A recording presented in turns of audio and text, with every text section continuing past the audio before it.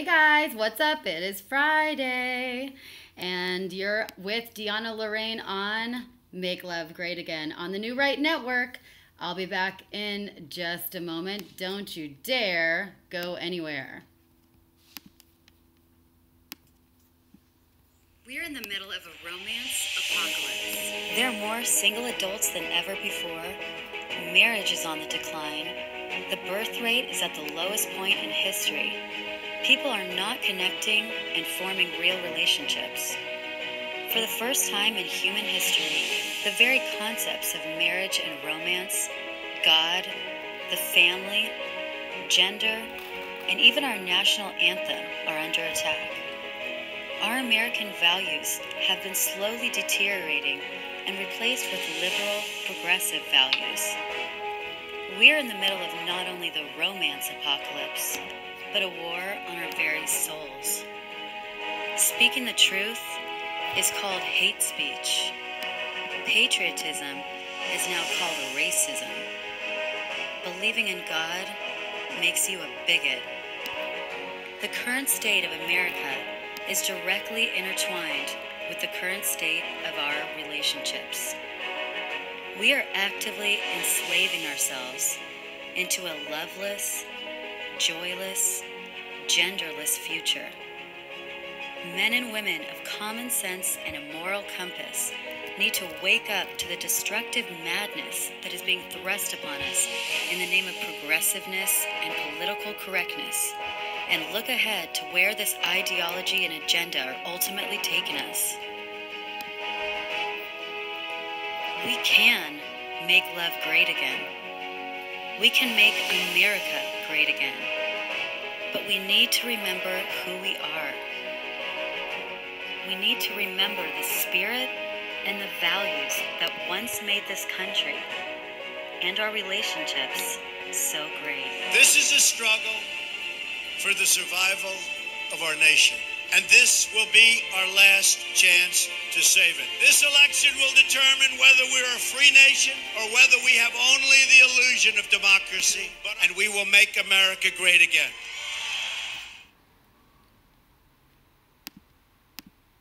What's up, guys? It's DeAnna Lorraine, and it is Friday, August 10th, and it's Casual Friday in the Lorraine train, in the Lorraine office. And I'm just milking it because I don't really feel like putting on really fancy smancy clothes right now. I will be doing that tonight and tomorrow. Thank you very much. But anyways, how's everyone doing today? First of all, let me just check in with the chat rooms. Let's see if make sure Periscope is working well. And we've got Periscope, we've got YouTube Live, all the best in the house. And it's so freaking hot. Just absolutely a heat show over here. Yeah, is it hot over there where you guys are? Because it is insanely hot over here. Well, by hot I mean like 85, 87 maybe. And it rained yesterday here in Redondo Beach, which was awesome.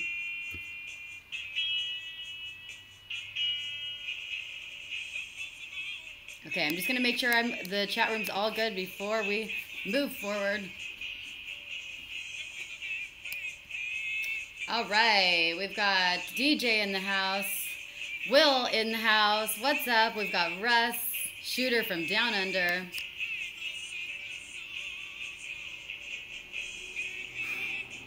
I'm sweating, and I can't turn on my fan, and there's no AC in this apartment. No fan, no AC, and I'm just really, really hot in here.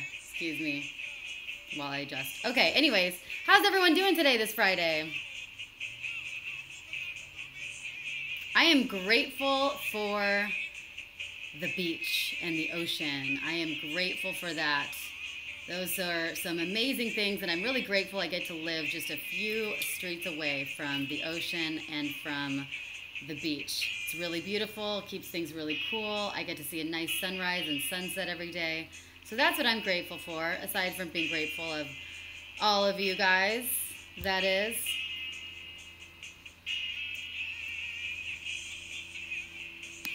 Cool. Yeah, there's no AC in a lot of these beach houses, unfortunately, because I guess the the theory is that the water and being by the marine layer will cool you down more, but it's not really the case a lot of times. No AC. The question is it the weather or you that's hot? Ooh, touche. Well, it's just really, it's just something about the beach houses here. They don't have AC around here. Everyone just has fans, but I can't have the fan because it gets too loud with the broadcast streaming. That is cray cray. So yeah, we need to start doing the super chat again, huh? By the way, you guys, if you want to, you know, I never ask, you can't, you don't have to, but if you want to, you can always donate to the cause. I have a GoFundMe account. If you go to GoFundMe, Making Love Great Again, I'll see if I can throw the link up here. But if you want to go to that, you can always donate. It has an itemized list of things that where the money is going to be going, like Make Love Great Again shirts and hats and production equipment for my podcast, book expansion, local events where people can meet up who share the same values as Making Love Great Again. So there's a lot of things that is an itemized list of where that donation money will be going to. I really want to start drumming up this and make it really happen, make things really, put these things into practice and really create more of a movement instead of just a podcast. That's my goal. That's my vision for it. So if you want to go to GoFundMe, you're always welcome to do that. And, you know, that's how you can donate if you want to support. You can always also send it. My PayPal is DeAnna@DeAnnaLorraine.com. That is DeAnna@DeAnnaLorraine.com. That is my PayPal account. You can always send a donation to there if you want to, but no pressure. Anyways, today is Friday. It's August 10th. We've got an interesting news week going on, don't we? The first thing I'd like to discuss is, well, there's a lot of things. There's good, bad, and the ugly. Add an AC unit to your GoFundMe list. No, that's just a waste of money. Well, I live near the ocean. No one has AC over here. It doesn't need it that bad. With fans, it's perfectly great. But thank you. I appreciate the sentiment. Oh, right. Shooter Down Under. It is the winter for you over there, right? It's the winter over there. I forgot about that. So anyways, oh, someone was asking me about my shirt. What does my shirt say? My shirt says, not like other girls. That's what the shirt says. It is a cute shirt. So anyways, as I'm roasting in here, let's discuss the Space Force. Ooh, let's get right into it. The Space Force is quite interesting. Let's just pull that up. President Trump has been quite vocal about a Space Force. What does that mean, though? Nobody is quite sure what the heck that means. And what are we protecting ourselves from?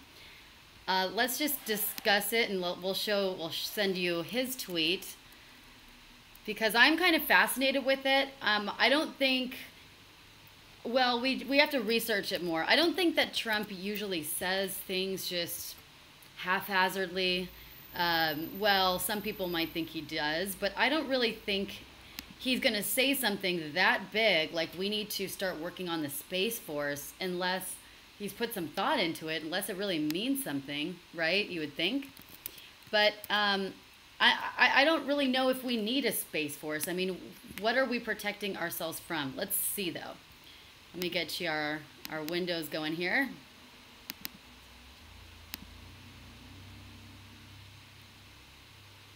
Whoops. Okay. Let's see. Oh, Trump blasts those who take the fifth, but he used it 97 times in adultery questions. Okay. Whatever. I do like that he says, well, we'll talk about that in a second, but he just authorized a doubling of tariffs of steel and aluminum with respect to Turkey as their currency. The Turkish lira slides rapidly downward against our very strong dollar. Yay. That's awesome. So let's talk about the Space Force. Space Force all the way. That's what he says. What does it mean? And then here's an article here. Let's first see what some people are saying about the Space Force. I'm sure people are bashing him for it. thinking that it's a stupid idea. But what does he know that we don't know? Maybe the money would be better spent on Earth, someone says. I kind of think so as well, but homeless war veteran, anything helps. Yeah, I don't know. There just seems like a lot of money to be spending up in space. Imagine the number of Democrat voters that can be found in space. You should be all over this. There are enough space cadets on both sides of the aisle. I'd support NASA. I really don't know about this. And then here is an article that came out. Let's look at this.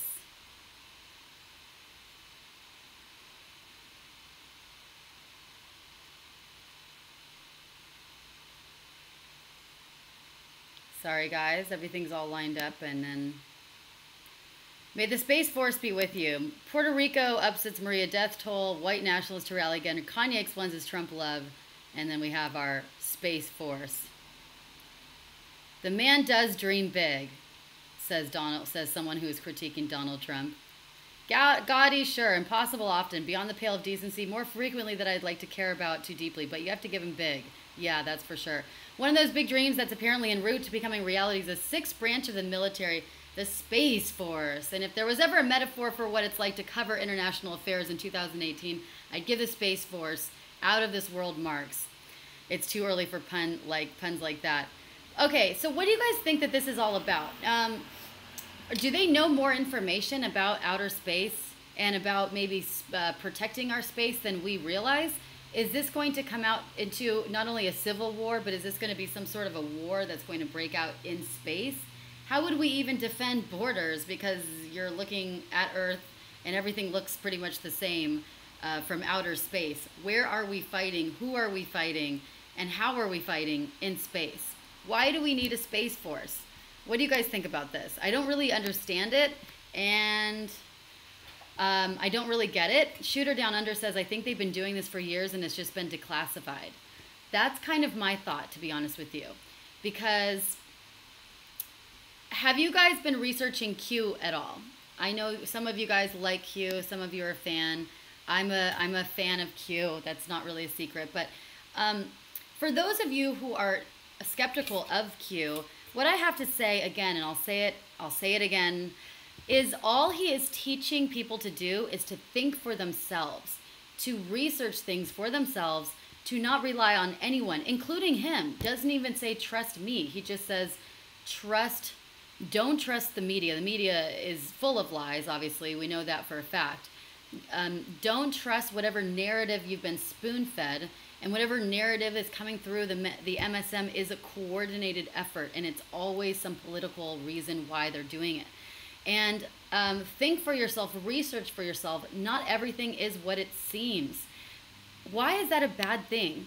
Who cares who exactly QAnon is? Some people say he's a LARP. Some people say he's just some weird wacko conspiracy theorist. At this point, people who follow him and have researched along with him don't really care who the heck this guy is or the team of people are. All we know is that it's helped to unite people, because he always says the two things: don't trust the media, research, and stay united, because Democrats, leftists, deep state, etc., they want us divided.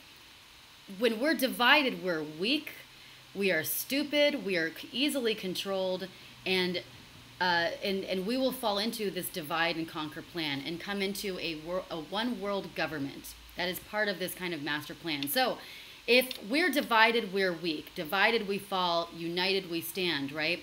So he teaches us to ignore everything that talks about division and stand strong, solid as American patriots, and every kind of patriot. This is a worldwide movement. This isn't just an American movement. It's a worldwide movement of patriotism. It's really good versus evil, patriots versus anti-Americans or globalists, right? And it's important to have nations that are separate and that have borders. It's important to have a sense of nationalism and patriotism for your own country. That's important. So I don't understand why any of that is bad. Who cares? All these people trying to debunk Q. There's nothing wrong with thinking for yourself. And I would really worry and be concerned about any of these people who are trying to debunk him or trying to say that he is a phony, or don't trust Q, that's literally saying, so trust me over trusting yourself, right? Don't think for yourself, trust me. That's just more of the same. And people are now wise to this. People are woke. They're sick of being told what to think, how to think, who to think about, right? We're sick of it.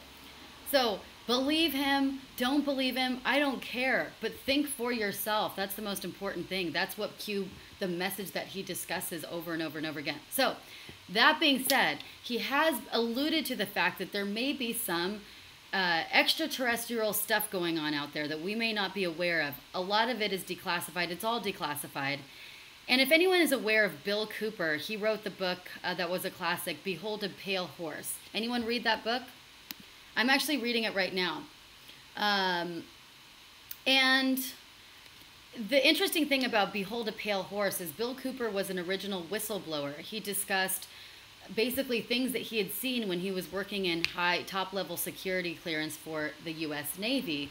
He had seen some pretty incredible things that were basically undeniable glimpses of extraterrestrial life.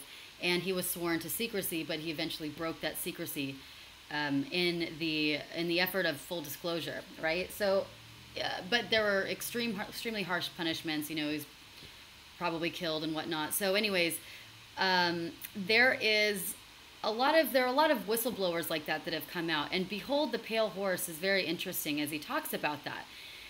Anyone else who's been following QAnon would know that too. That there's trip codes that QAnon uses when he posts in 4chan, and he changes the trip code every so often. We just recently found out that the trip codes have actually been pointing to very specific books in Google Books. Each trip code, and each of these books that he's been pointing to has been really weird and incredible.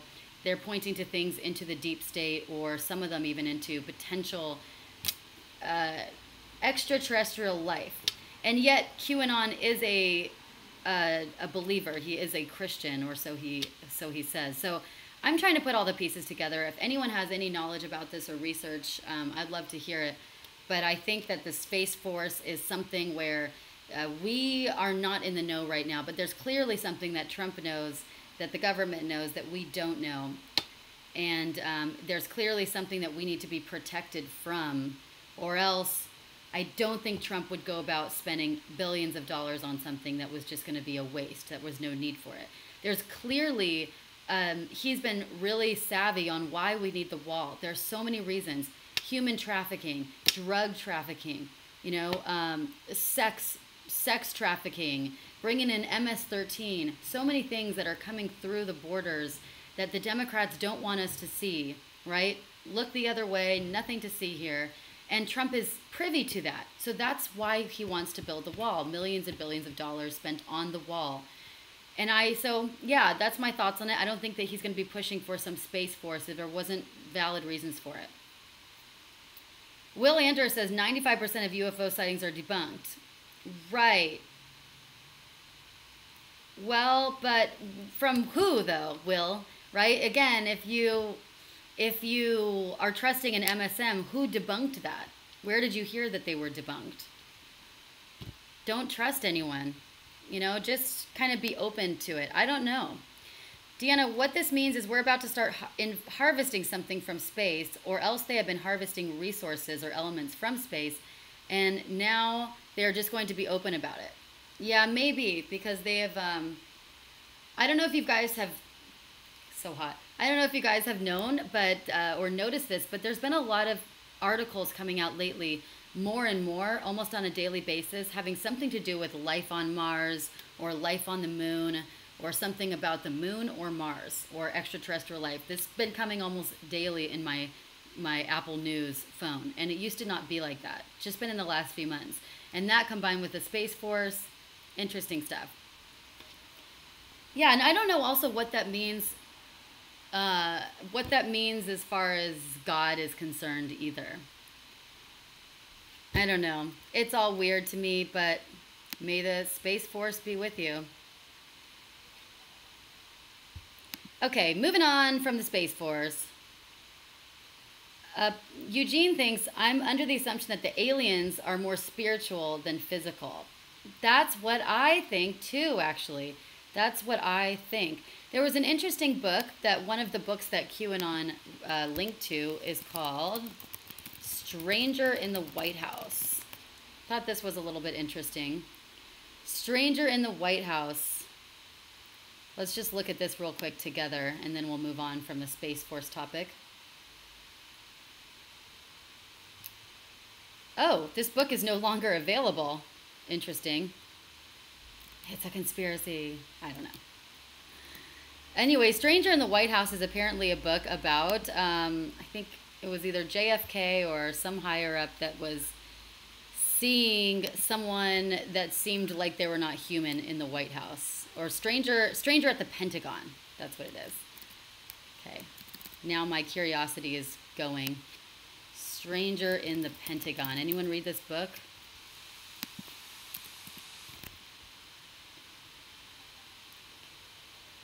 Minister Reverend Frank Stranges, who allegedly he met a man from Venus who had several encounters with him over a period of several years. He provides pictures of Valiant Thor, blah, blah, blah.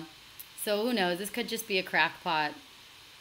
But apparently he had no fingerprints, could read minds, and whose garments would not burn or otherwise be destroyed. Has the U.S. government been withholding news that friendly ETs have arrived on Earth?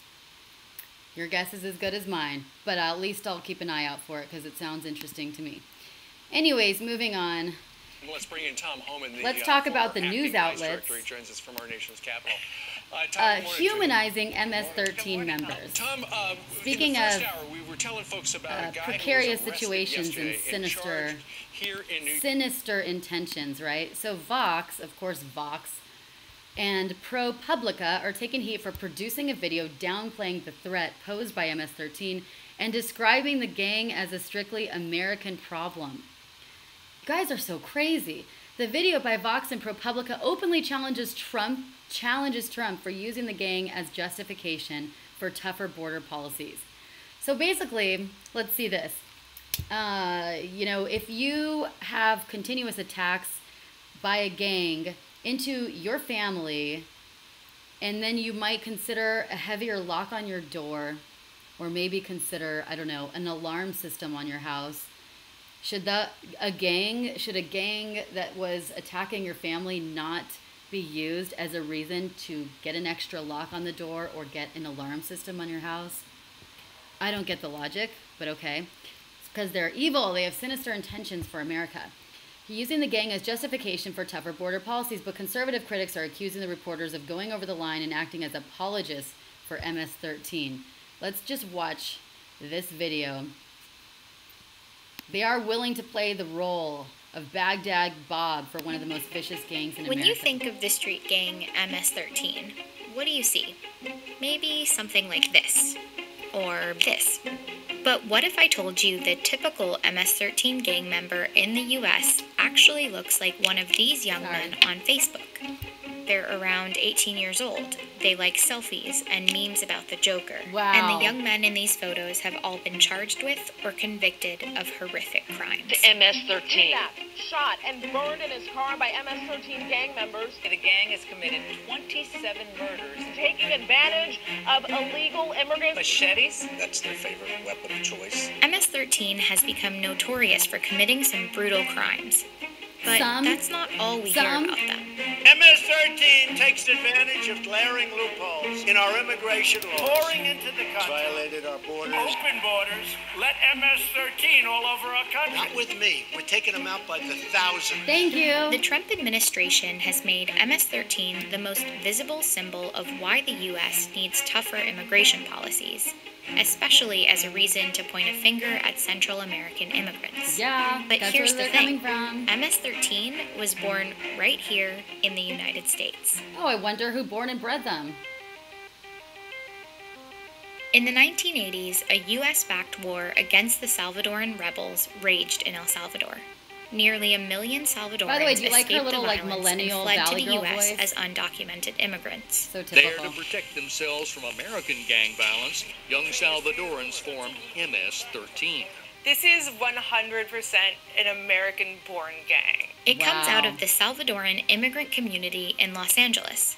You know, a group of teenagers hanging out, smoking pot, listening to rock music. They called themselves the Stoners, later Mara Salvatrucha, and eventually MS-13. At the time, they were mostly juvenile delinquents involved in street crimes who were stuffed into American jails. Eventually, in the 90s and early 2000s, the U.S. sent large numbers of convicted immigrants back to El Salvador. Today, 103 dangerous individuals are off the streets and will no longer be a threat to those communities or in the United States. But the strategy of deporting the MS-13 problem didn't quite succeed. To one of the most violent street gangs in the country, the gang is known as Mara Salvatrucha. What the FBI is now calling the most dangerous gang in America. Violent criminals who represent a more immediate threat to Americans here at home than terrorists. MS-13 members eventually set up cliques on the east coast of the U.S., concentrated in the suburbs of Boston, D.C., and Long Island. I've been reporting on Long Island for a year, and the MS-13 that I'm seeing on the ground there has almost nothing in common with the MS-13 as portrayed by the government. For one, the Trump administration presents MS-13 as a drug cartel. The drug smugglers and the vile criminal cartels. I can barely send a message that we don't want MS-13 in the U.S., but that message comes at the cost of hurting the exact same people who MS-13 is victimizing. Is that really the right way to go forward? For any policy to work, it's worth keeping the facts front and center. MS-13 is not invading the country, they're neither a new phenomenon nor growing in numbers, but they have committed acts of horrific violence, mostly against other immigrants in specific communities. And that is still an American problem. Wow. Can you even believe that? I have no words. I have no words, but I have to have words because I have to articulate them.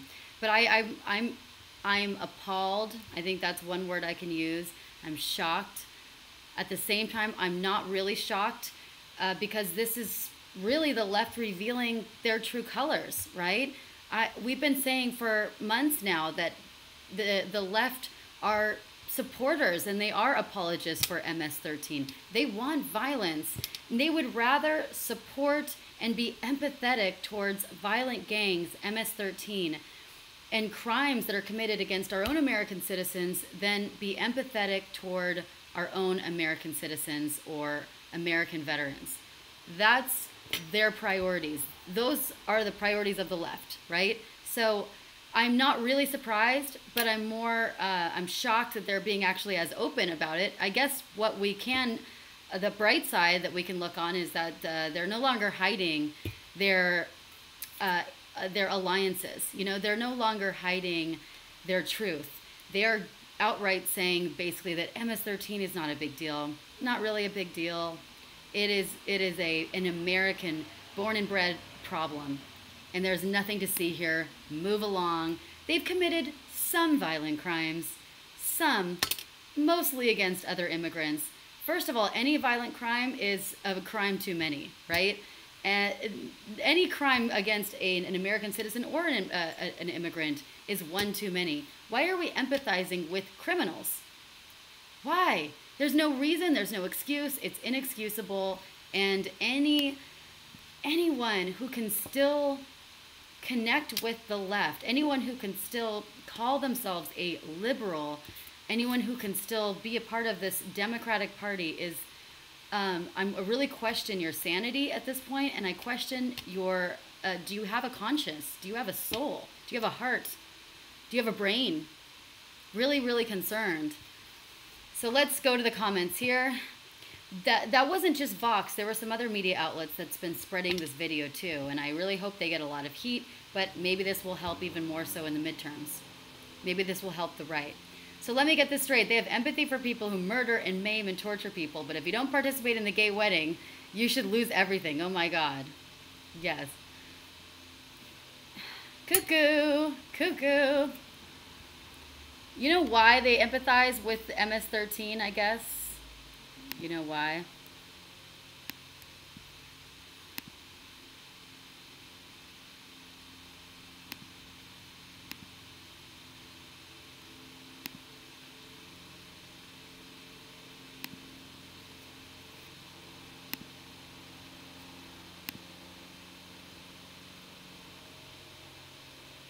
because they're afraid.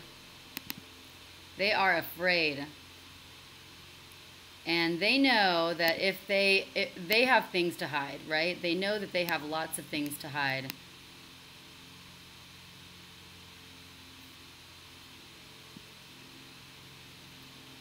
And it's very scary.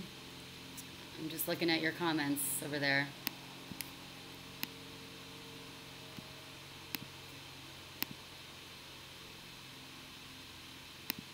You know, it's just awfully good that someone with the temperament of Donald Trump is not in charge of the law in our country.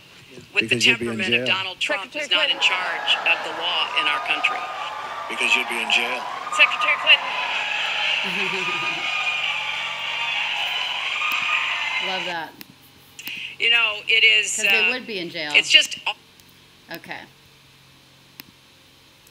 It's all about the immigration. Well, they know that if they get MS-13 across the border, then they'll create all the chaos, just like Muslim immigration. They know that if unvetted Muslims and unvetted illegal immigrants come in the country, they will flood the country, flood the budget, and commit all sorts of atrocities and chaos in the country that we can't control.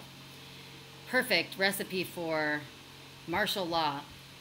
We had the same phenomenon in Melbourne as the mainstream media is playing down the African gang problem. See, what is it with it? We can easily put a stop to this. This isn't difficult. This isn't rocket science. It's easy to plug the holes, right? It's easy. The leftist plan is backfiring, and they don't know that. Yes.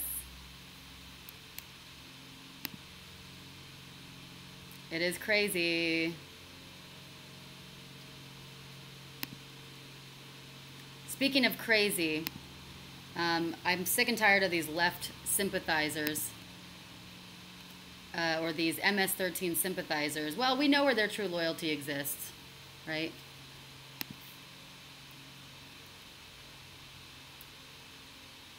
Oops. Okay, I have to show you some other things. Number one, after being destroyed, Trump's Walk of Fame star multiplies. This is pretty funny. This is pretty funny. This is why we're proud to be an American. Look at this. A crew laminated vinyl stars and placed them on blank squares in Hollywood. How funny is this?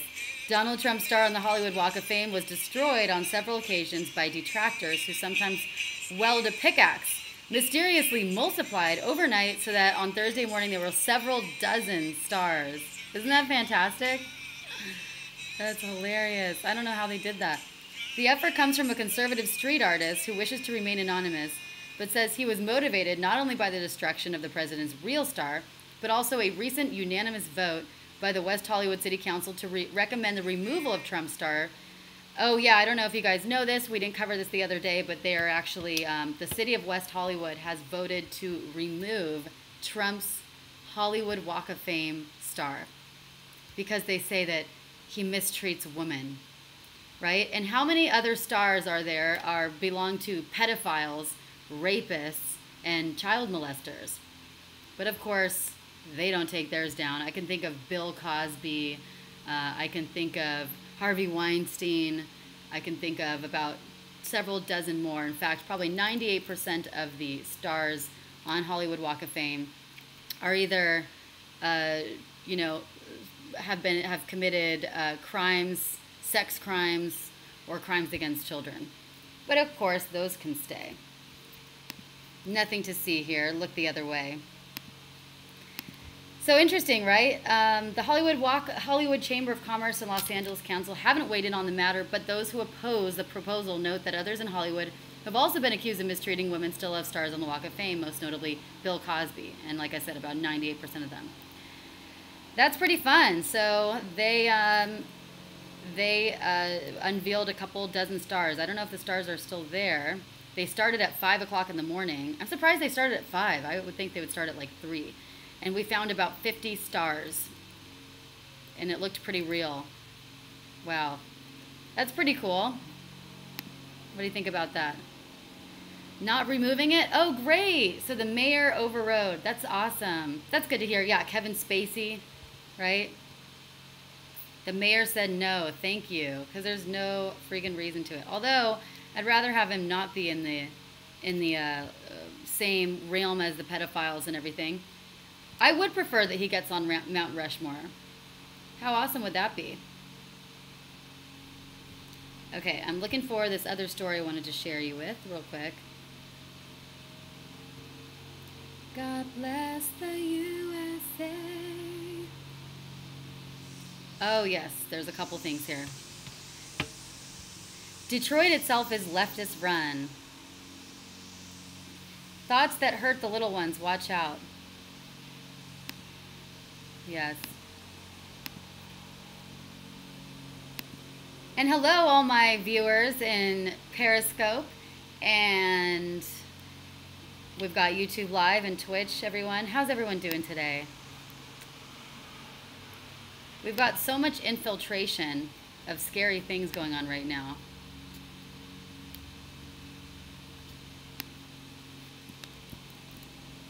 Okay, this story is pretty funny. I'm just trying to find it because, of course, everything has continued to get buried. I love how as soon as we hear something nutty about the left, all of a sudden the video is available, and then after a few hours it is not available. It's kind of like buried, right?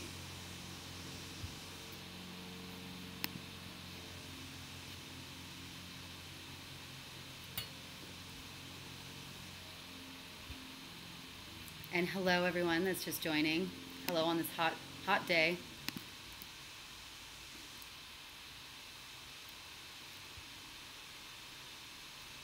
Come on, story.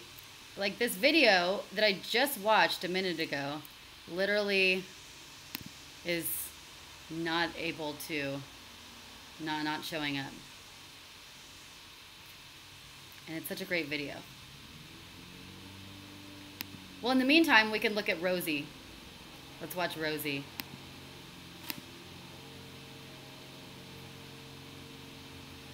This is Trump derangement syndrome on full throttle. You know, it is, it's just awfully good that someone with the temperament of Donald Trump is not in charge of the law in our country. Because you'd be in jail. Secretary Clinton. I don't know why this keeps playing. You know, it is, it's just awfully good that someone with the temperament of Donald Trump is not in charge of the law in our country. Because you'd be in jail. In our country. Because you'd be in jail. Secretary Clinton. I never get tired of that. Okay. So let's watch this Rosie clip, full Trump derangement syndrome. So stupid. I'm sorry. Rosie.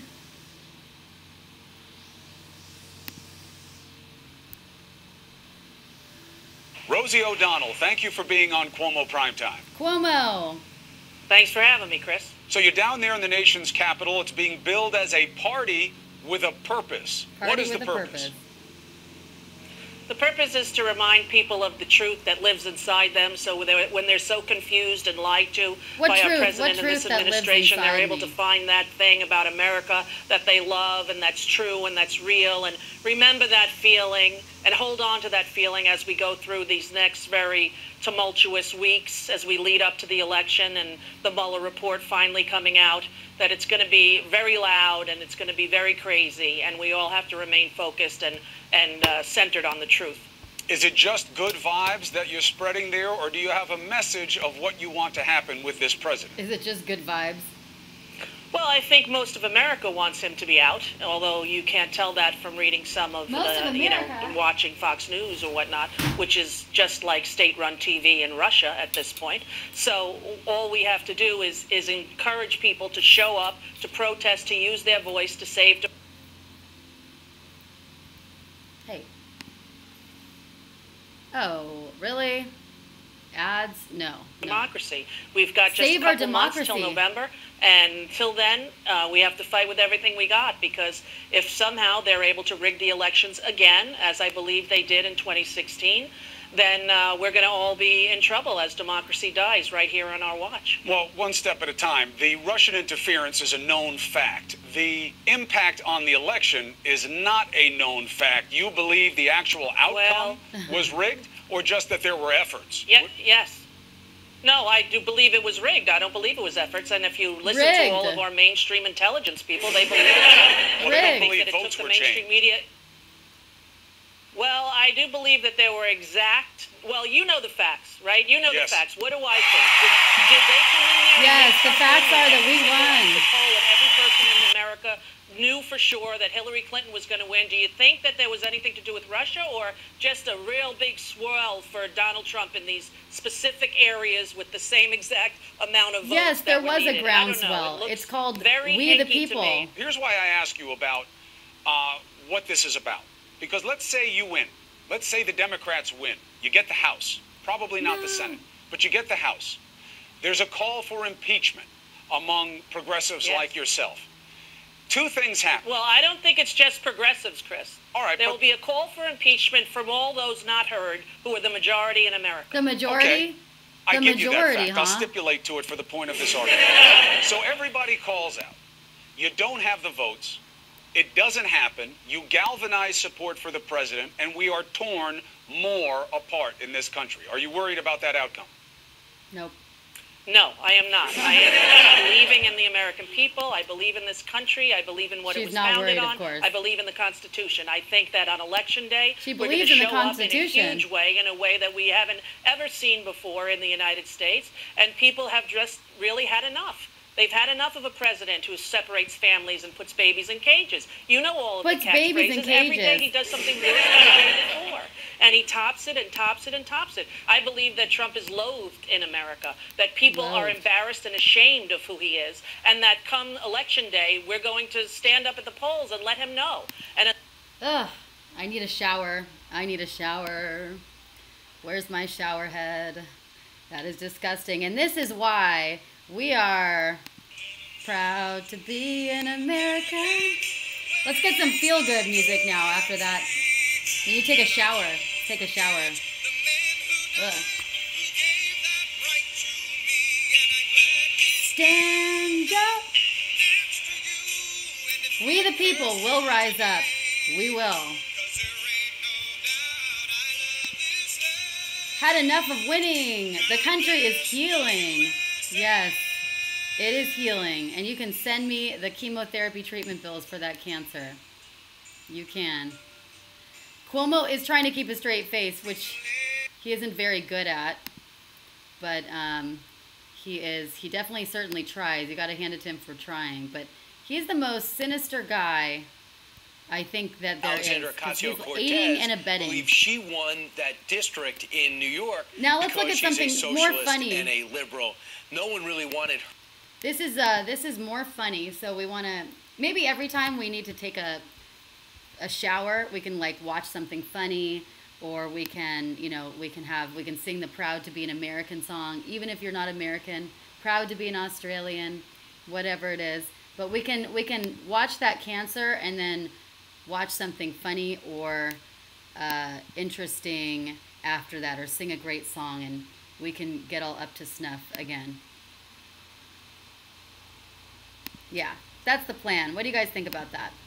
So now let's watch this horrendous interview that I think is pretty funny.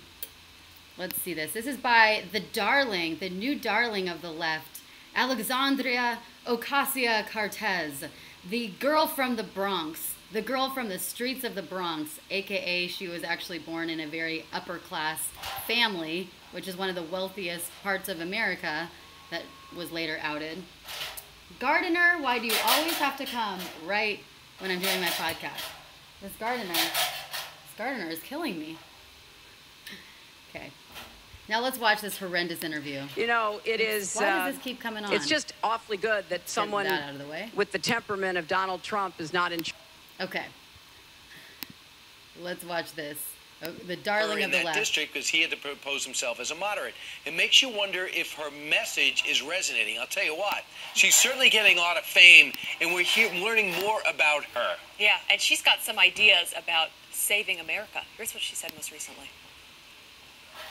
A lot of these folks were in their political heyday in third way 90s politics. And they were campaigning, and they were really kind of connected most to an electorate when they were fighting for these seats, when they got these seats, when they were campaigning most, when we had more of an American middle class. And so I think that politically... I'm sorry, we don't have an American middle class now? Let's watch.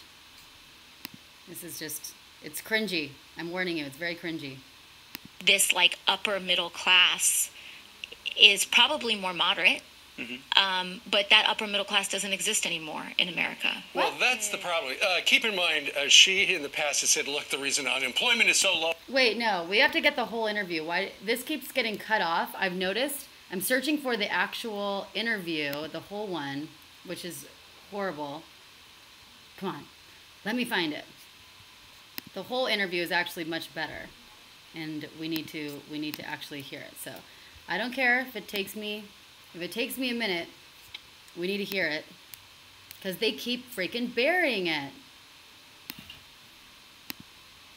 They keep burying it. They love to bury things, don't they?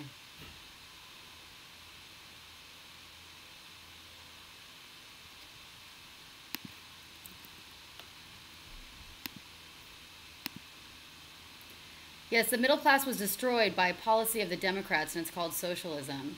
Well, we still have a middle class, right?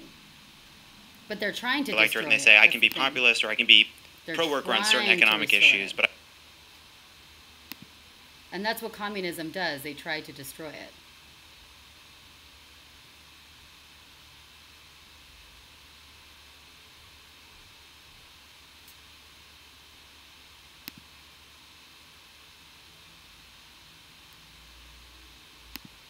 In this country believe in single-payer health care. So campaign on it. So what do you think drives that fear for people like Joe Lieberman, or even, you know, senators who have been critical of you? Do you think that they are just, do you think it's cynical? Do you think they're just jealous, naively wrong about what works? I mean, what, you know, there's clearly a group, there are people who look at what you're advocating and they say, I know that we've lost a lot, but we shouldn't go down this path. This is a recipe for failure. What do you think makes them think that? So, what I honestly think that it is that we have not Earl had Kepler. I love you too, a Guitar party Gently Weeps. that has been investing in its own future. So we have people who are constantly fundraising for their own reelection. The average age of a House Democrat right now is 65 years old. We're at the oldest point in American history. And not only are people just feverishly working on their own reelection for their second or sometimes third decade, but there's no investment in future leadership. Like, we're putting all of this money into state parties, and those state parties aren't working on aggressively investing in young people running in state assembly seats, state house seats, so that they can later go on to Congress. That is not happening. It's certainly happening on the right, but it hasn't been happening on the left. And so for me, I think what's happening is that, you know, a lot of these folks were in their political heyday in third way 90s politics. And so she says, I don't know if you've noticed, but she kind of says a lot of nothing. She just kind of talks and nothing actually makes sense. There's not really any thoughts that she formulates, just a lot of BS. And they were campaigning, and they were really kind of connected most to an electorate when they were fighting for these seats, when they got these seats, when they were campaigning most, when we had more of an American middle class. And so I think that politically, this like upper middle class is probably more moderate, but that upper middle class doesn't exist anymore in America. And thanks to the continued deregulation of Wall Street, thanks to the continued gutting of working and middle class people, we need stronger champions. But I don't think that they see exactly how rising income inequality has resulted in a very stark political reality, and it has changed our political landscape. But, their heyday was in the 90s when, kids had, Furbies, and, parents, you had, soccer moms with, 2 vans and stuff, Furbies and 2 vans. Yeah. That's a dream. That's not America anymore. Okay, I can't even really comment on how dumb that is. I can be populist or I can be pro-worker on certain economic issues, but I got to move to the right stupidity. On Kavanaugh, on nominees or whatever, to demonstrate that I'm moderate enough to win in West Virginia. And your view is I feel like she kind of thinks she can get away with stupidity by just making these cute jokes, oh yeah, the middle class was so yesterday, it was so outdated. It was back in the day when we had Furbies and people had two vans, two vans and soccer moms. What? Yeah, that sounds like a terrible Miss America candidate. That sounds like that one girl that was talking about she couldn't find maps or something. She was why, trying to answer the question of why most Americans can't follow maps. Horrible candidate. And yet the guy, of course, that's interviewing her just laughs and lets her get away with it and doesn't call her on it. But she has no message. She just tries to make these cute little jokes. I'm sorry, but she's 26 or something? I don't think she knows very much about politics. I don't claim to be an expert on politics either, but I'm not also running to be a politician. Furbies. Americans doesn't have soccer moms driving minivans, right? Yeah, because Americans aren't soccer moms anymore. Americans, they don't have vans anymore. That was back in the 90s when the middle class still existed. What? Ew, gross. Crazy, right? But thank gosh we have someone like this.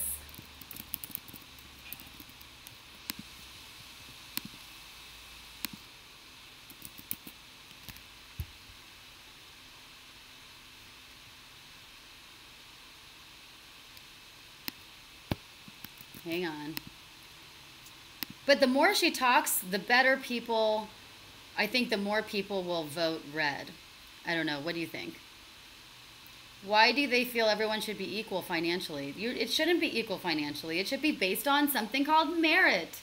Merit, if you work hard and you have talent and you're persistent and you've got your merit, then yes, you can succeed. That's called the American dream and capitalism. But if we take away competition and we remove capitalism, then everyone's going to be equal. And it actually isn't equal because the majority of people will be paying for other people.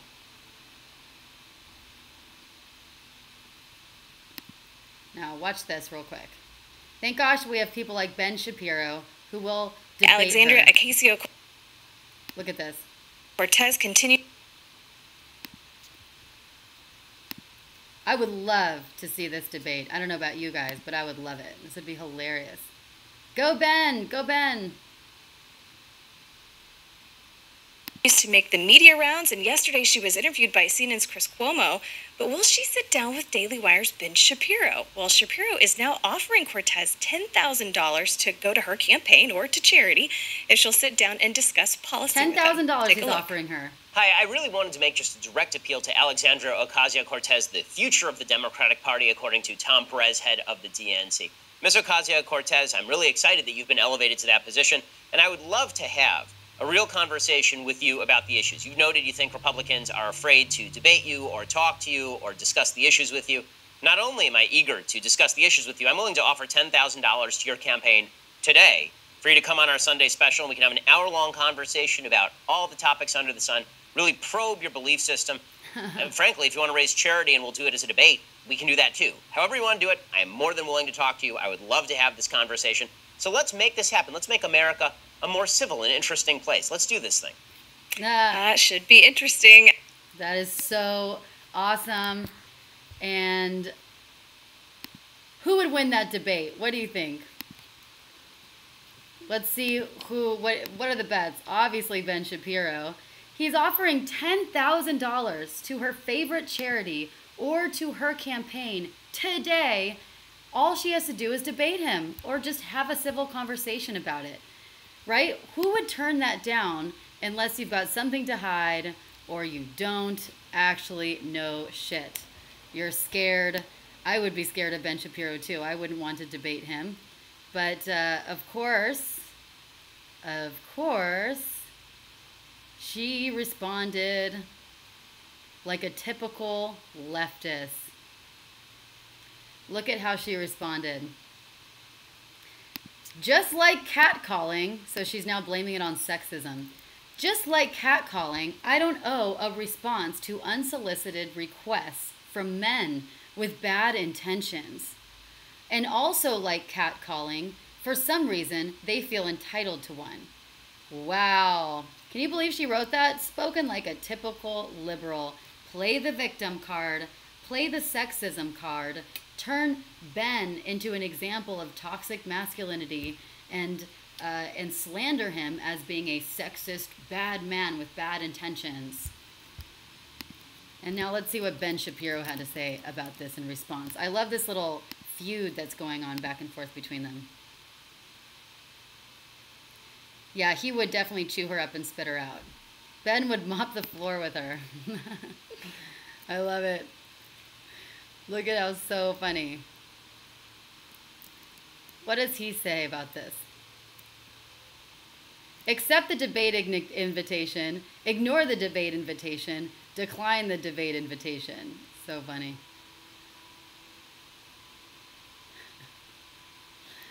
Catcalling must mean something different in Queens. That is so funny.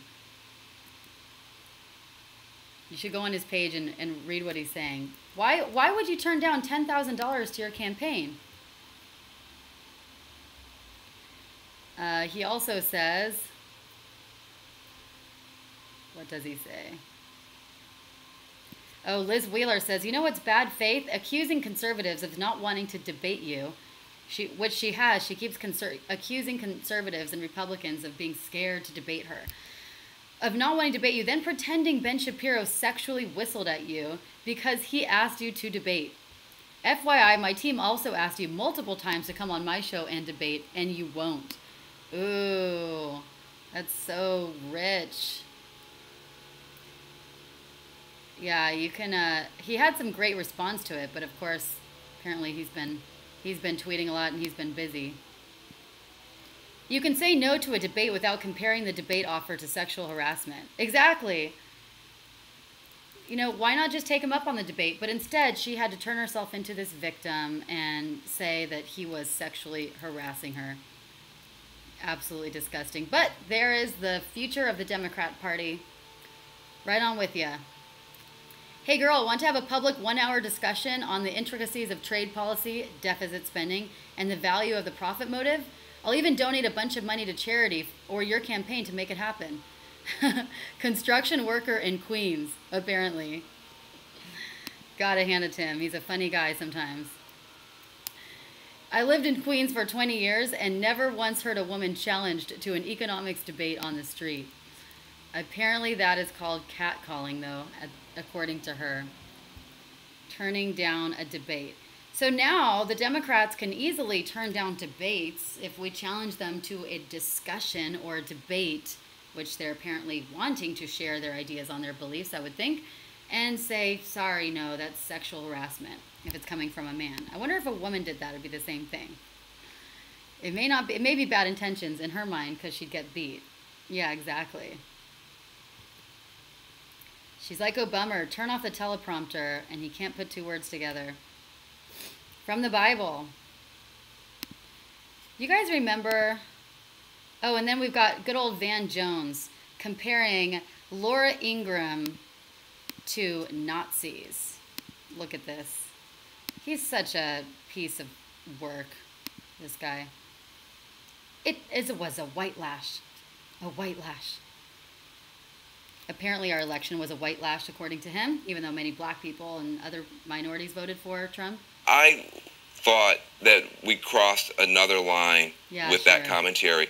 Sarah Seidner had recently just went out into some of the tough parts of America and heard Nazis saying this very point. You know, we have that sound, Van. Let's listen to it. Yeah, okay. Yeah, Van. In rural America spoke up when they elected Trump. Rural America. We're staring down the barrel of a gun here in white America. There's still 193 million white Americans. Yes, the vast majority of them are in their 60s and 70s, will be in the ground in the next 20 years, and therefore we have the possibility of becoming a minority in our own country. A possibility. It sounds to me of becoming a minority in our own country. Like you're afraid of being me. And being me, this is my country, is great. This is also my country. You guys didn't win the culture war.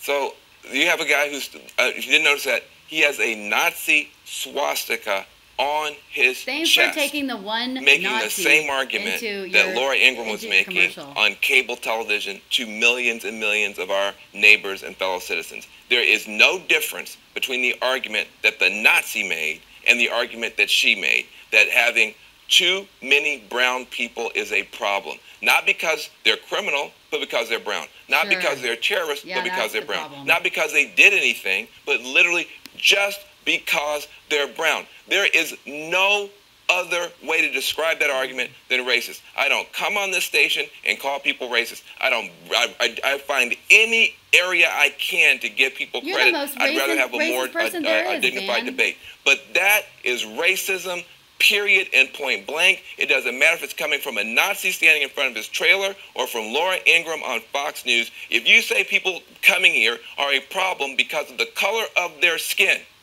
because of where they came from, that is racism. Period, point blank. And it has no place in our country. I agree that it's good that it's out there. But then now let's finally have the conversation. Is somebody absorbing too much light through their skin a problem? Is that a crime? Yeah, Van. Shut your mouth. Of course they target the one neo-Nazi, but that's what CNN is great for. They love doing that. They're good at it. They find like the one neo-Nazi that has a swastika on them. And that's what they do. That's what they do. And hello to everyone who just joined. Hello. Hi, guys. Welcome, welcome, welcome to Make Love Great Again. Speaking of making love great again, God, there's so many stories. We never get to go through all of them. But that's good. It means it's a good news week. Should I end on a good note or a weird note? Alex Jones! We've been talking about Alex Jones all week. Well, we could talk about this. All right. No, it just feels like this is a longer conversation. All right, maybe I'll have to repeat it. But I'll end on this note, and then we'll end on a happy note. Look at this complete and utter BS. 8 sexist British phrases that need to be retired sooner rather than later. Can you believe this? You guys are going to be outraged. I have no words. Now the word love needs to be retired because somehow love is sexist. There are some exceptions to this one, but if you use the word love to refer to women, like, hey, love, or thanks, love, or, I appreciate that, love, then it's time for a rethink. Like its close relative, darling, the word love implies a level of familiarity. If you're using these words towards women, then you're suggesting a level of familiarity towards women that you aren't suggesting that you share with men, which means you aren't giving women the same respect as men. It's that simple and that patronizing. Okay, just to be clear, please, don't worry about calling me love. You can call me love, you can call me darling anytime. I think it's cute, I think it's endearing, and now women want to erase any kind of pet name. Bird, don't call women a bird. Could it be that eagles and other large birds of prey aside, that birds are generally seen as small, weak, and fluffy creatures? Whether or not that's how you see women, if you use this word that you're comparing a woman to an animal, one of the oldest misogynistic tricks in the book, the misses. The misses. This is not an obviously sexist term. Yeah, you think? The issue here doesn't usually the phrase itself, but the context it's often used in. See Prince William's toe-curling cringe response when asked in an interview with BBC One whether he'd be taking Prince George to any football matches. He says, I don't know, I'll have to pass that by the missus. What's wrong with that? That's actually being respectful. She is a missus. She's his wife. I'll have to pass it by the missus. But of course not, though. That implies that Kate takes control of parenting decisions, and why would that be? Nothing to do with gender, I hope. This is so disgusting. Dear. A bit like love, dear is an unnecessary and patronizing over-familiarization, but it also comes with the added sexist weight of those awful Michael Winner adverts in which he belittles his wife with the same phrase. Again, fine if you use it to refer to people who actually are dear to you of either gender, but most certainly not acceptable towards women in professional or impersonal interactions. So get rid of the word dear. The ball and chain, joke. Lock up your daughters. This is so weird. It's not just sexist. It's also quite obviously creepy. And if you catch anyone saying it, then either call them right out on it or run a mile in the other direction. I don't get that. Debbie Downer. Answer me this. Why is there no Danny Downer or Dave Downer or Diego Downer? Because as we've learned, women suck the joy out of everything. Kind of true. A lot of women do. While men are nothing but sunshine and light at all times. If you need me, I'll be out there in the world trying to make Diego Downer a thing. If not, catch on, but I won't be saying Debbie Downer again, that's for sure. Wow. So as far as I'm concerned, sexism sounds just as bad in every accent. The next time you find one of these phrases on the tip of your tongue, maybe pause and find something a little less sexist to say. Wow, if I've never heard of putting a muzzle on someone's mouth, that sure as hell is a muzzle. So basically, thought crimes, right? We are living in Orwellian times. This is another example of punishing people for having thought crimes. We now can't even think something. We can't even say something out loud without first policing ourselves. They have become the thought policers of the world. And what does that do when we can't live in a world where we can't just authentically share things? Or if I think someone's great, I can't just call them love. Hey, love. Hey, darling. Hey, dear. I can't call them that because I will be policed for it or have a crime against me for it, right? What that does is it sucks away our joy. It sucks away our authenticity, our natural instincts and impulses, right? And of course, we should be able to police them to a certain extent, right? But we can't, it sucks that joy and authenticity out of us as human beings. And it sucks that natural goodwill and feelings of endearment that we have towards people, that we want to be able to call them love or call them darling or something. And you can certainly call me darling or love, whatever. I don't find that it's sexist whatsoever. I think it's beautiful and I think it's endearing. It reminds me of an event in high school where a girl was asked to move and she said, okay, I'll sit next to that chick, which she took offense to. So she said, okay, dude. Wow. So ridiculous. How do we go from here? Where do we go from here? And this is, when they say we want our country back, this is what we mean by saying, I want our country back. This is not the America we know. This isn't the world we know. It's not about race. It's about values. It's about free speech, wanting to be able to just speak our mind without having to freaking kowtow to political correctness all the time and having thought crimes against us, right? We want to have people that respect our country, that respect America. We want to have people that respect each other and judge people by the content of their character, not by whatever group they belong in, not by whatever color of skin they have. We want to be able to move about the world and have friendships and relationships without having to be called sexist 24/7, right? We want to live in that America. We want to live in an America that encourages families, strong families, instead of broken, deranged, derelict families. We want to live in America that encourages healthy masculinity, that encourages men to be masculine and appreciates their masculinity, not oppresses them or tries to castrate them or shame them for their masculinity. I want to live in America and in a world that appreciates gender and our gender differences and celebrates us for our gender differences instead of shame us for them or pretend that they don't exist. When we say that we want our old America back, this is what we mean. We're not being racist. We want strong borders. We don't want everyone to come into the country, but we want a system based on merit. And for people that really want to be here, they want to assimilate, they want to learn English, they want to love and respect our country, that's who we want in. Is that so bad? So when we say that we want that America back, that's what we mean. When we say we want to make America great again, that's what we mean. Not, we only want white people in America. Thank you very much.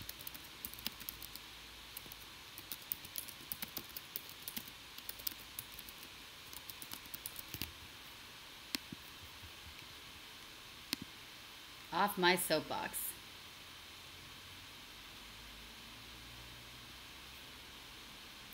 How about this? Let's watch something kind of fun and end on a high note, shall we?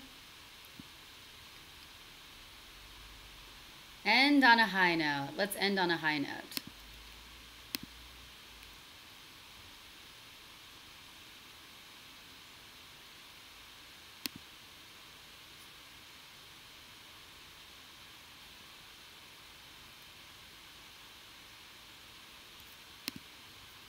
Hey, Johnny Bronson.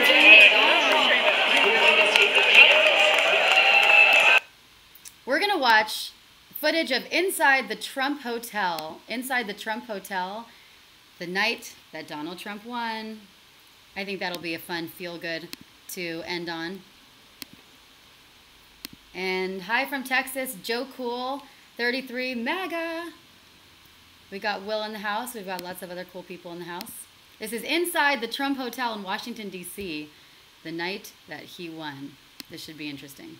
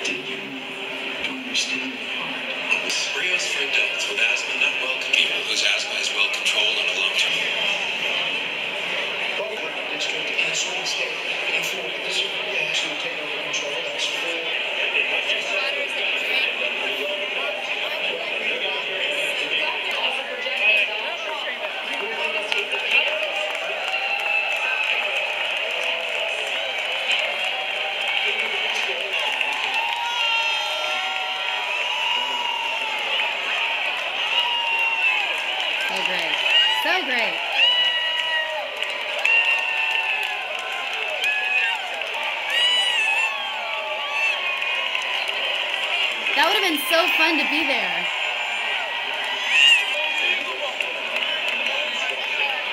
It's like New Year's. Like New Year's.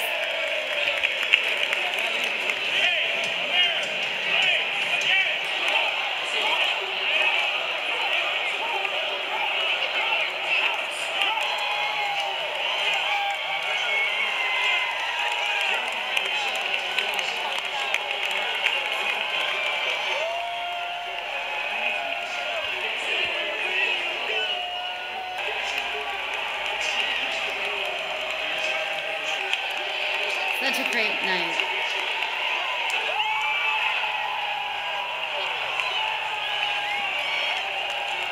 So amazing.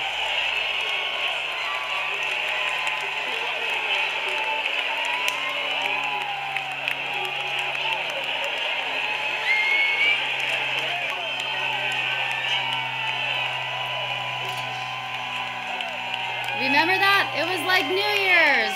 Such a great night.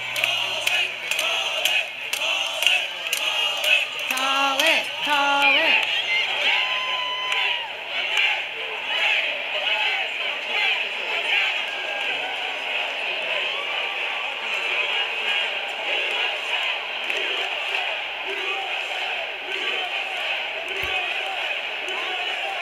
Awesome. How awesome would that have been to be there in the Trump Hotel when that was going on? Amazing, right? What a great night. Yay. I still watch the election night coverage for fun. That makes two of us. I do that sometimes. Come home and I'm like, let me watch the election coverage again. So much fun.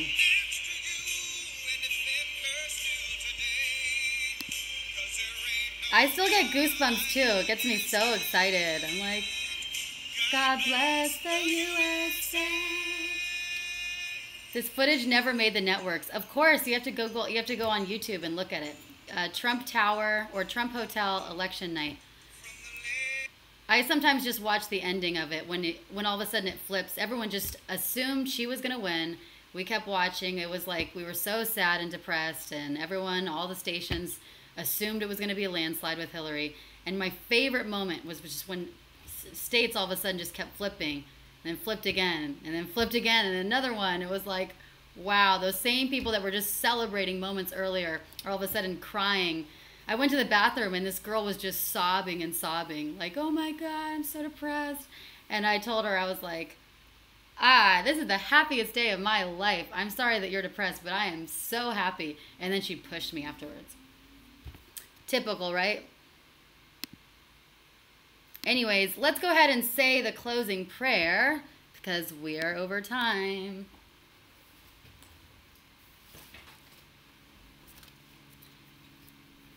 Thanks for sticking with me, guys. Casual Friday. Humidity Friday.